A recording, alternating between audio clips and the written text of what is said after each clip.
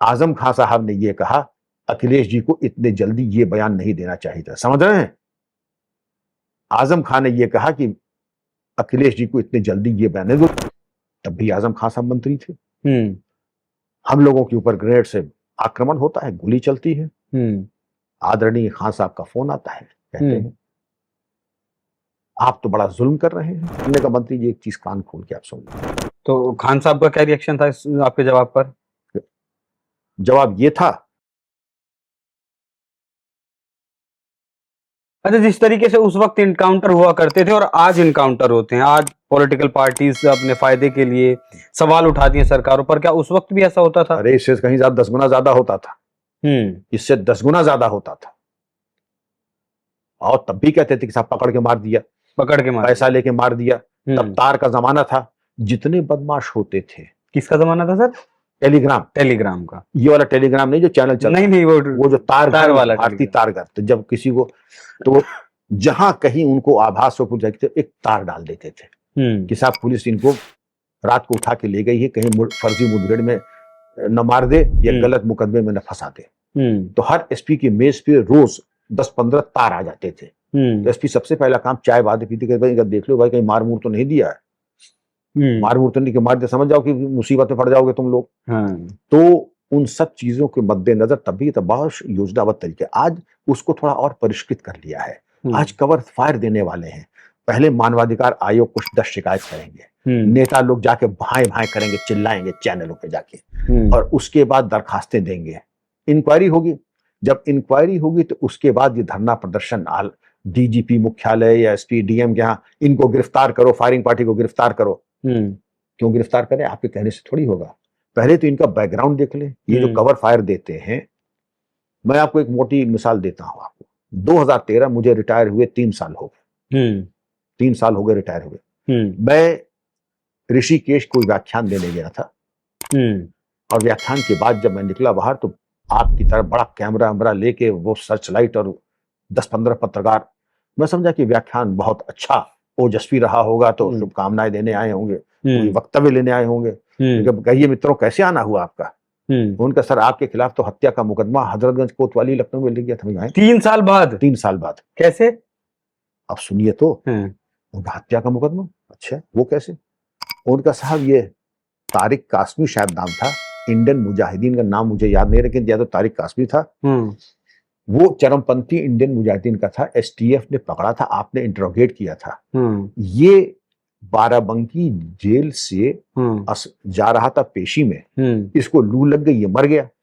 इसके परिवार वालों ने कहा कि तत्कालीन एसटीएफ विक्रम सिंह, तत्कालीन डीजी और Brijlal ADG law and order इसको तब इतना मारा था कि उस मारपीट के परिणाम स्वरूप अब ये मर गया 3 साल बाद। 3 साल बाद। तो हमने कहा एक बराक ओबामा है, वो वॉशिंगटन से बैठ के बटन दबाते हैं, तो लीबिया में आदमी मार दिया जाता है। और एक मैं हूं, ऋषिकेश से बैठ के बटन दबाता हूं, तो बाराबंकी में आदमी मर जाता है।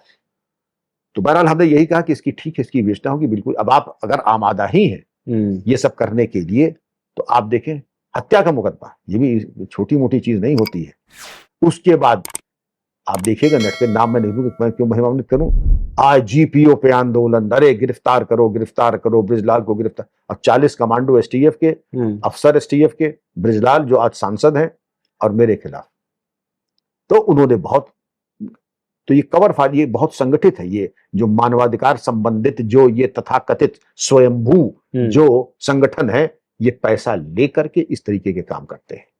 खुल के कह रहा हूं, पैसा लेके प्रायोजित कार्यक्रम इन्होंने किया। लेकिन मैं ये जरूर कहूंगा कि अखिलेश जी ने ये कहा था ये मुकदमा फर्जी है, मैं झूठ नहीं बोलूंगा। अखिलेश जी ने कहा था इतनी नैतिकता थी कि ये मुकदमा बिल्कुल फर्जी लिखा गया है। आजम खान साहब ने यह कहा अखिलेश जी को इतने जल्दी ये बयान नहीं देना चाहिए था। समझ रहे हैं? आजम खान ने यह कहा कि अखिलेश जी को इतने जल्दी ये बयान नहीं, वो चाहते थे कि मर्डर का मुकदमा आगे चले। तो आप समझ सकते कौन सी शक्तियां कहां थी। और तमाम चीजें आपके सामने हैं। मुकदमा खारिज हुआ। हाईकोर्ट में इन्होंने कहा कि इन सब चरमपंथियों के मुकदमे वापस लिए जाएं। हाईकोर्ट ने कहा मुकदमे ही क्यों वापस ले रहे हैं, इनका नाम पद्मश्री के लिए भेजिए आप। इसका निर्णय आप नहीं करेंगे, दोषी हैं निर्दोष हैं, इसका निर्णय न्यायालय करेगा। और सबको सजा करा दे। हाईकोर्ट ने सबको सजा करा दी। आजम खान का नाम लिया आपने। जी हाँ। अभी आजम खान कहीं दब छुप गए हैं, 100 से ज्यादा मुकदमे हैं, लगातार सजा भी उन्हें हो रही है। उस वक्त आजम खान क्या हुआ करते थे? आजम खां, मुझे एक बयान उनका याद आता है कि तनखइये हैं, तनखइयों की बात को ज्यादा।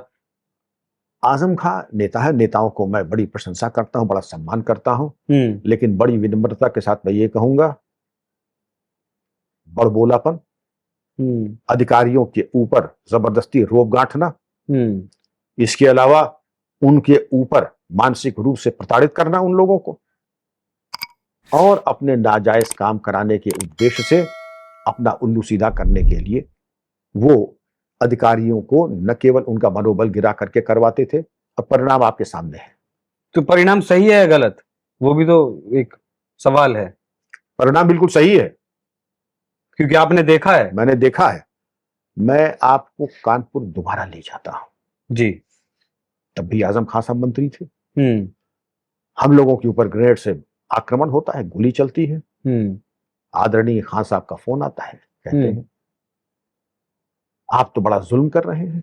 उन्होंने कहा कि मंत्री जी क्या मैं जान सकता हूं क्या जुल्म कर रहे हैं? आप तो एक तरफा कार्रवाई कर रहे हैं, और एक तरफा आप चौकी बना रहे हैं कि जहां जहां से ग्रेनेड आता था, फायरिंग होती थी, हमने वहां पे चौकी, वॉच टावर बनवा दिए थे।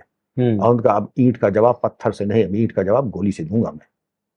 उन्होंने कहा आपने तो वॉच टावर वहां बनवा दिए हमारे इलाकों में। उनका जहां से पत्थर आएगा वहीं वॉच टावर बनेंगे। वॉच टावर वहां नहीं बनेंगे ग्रीन पार्क में, वॉच टावर वहीं बनेंगे। लेकिन आपने देखा किस तरीके से, अगर आपने आतताइयों, आक्रमण करने वालों के ऊपर अगर आपने कार्रवाई की, तो फोन किसका आता है? आप हमारे गृह मंत्री नहीं है, भी आपका फोन आता है कि आप उनकी पैरवी कर रहे हैं जिन्होंने पुलिस पर रखा। हमने कहा मंत्री जी एक चीज कान खोल के आप सुन लें, पुलिस पे अगर जिस दिन आक्रमण होगा उस दिन ईंट से ईंट बजा दी जाएगी। जितनी कानून हमें इजाजत देता है उससे मैं उसी परिध में रहते हुए मैं वो नसीहत दूंगा, ये भूलेंगे नहीं। तो खान साहब का क्या रिएक्शन था इस आपके जवाब पर? जवाब ये था कि 24 घंटे में मेरा तबादला हो गया।